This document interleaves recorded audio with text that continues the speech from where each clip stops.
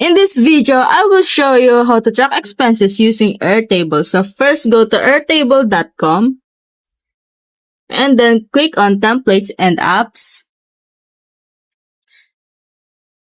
Then as you can see guys, you will see search for expense, and then click on expense tracking, and then go ahead and try this template. And then here you will see an appearance. So you can change the color here. For example, I will choose the color blue. And then I will see the color here.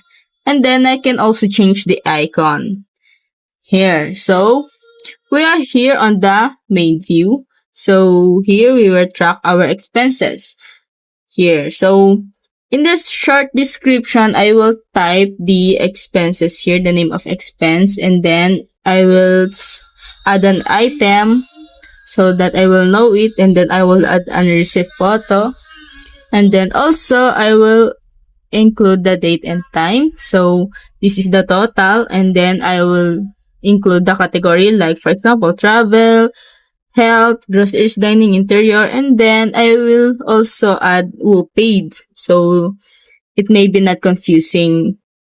And also I will add a notes here. And then after that, we can also create by clicking plus sign. You can create new here, and then go to automations, and then you can add trigger here by adding automations here, like send an email, update a record, send a weekly digest, and go to interfaces, and here you can create a data and a form.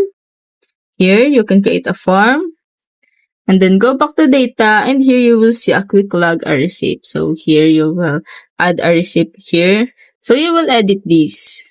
You can, here, you can add a logo. You can rename it. Here you can add description, you can attach file, and then submit. And then in the log a receipt, here it is the same as quick log. And then in interior decor, it is a specific for expense tracking here. So it is a category. And here you can delete your view. You can also create a new. So you can choose these elements, and that's it. If it helped you, please like and subscribe.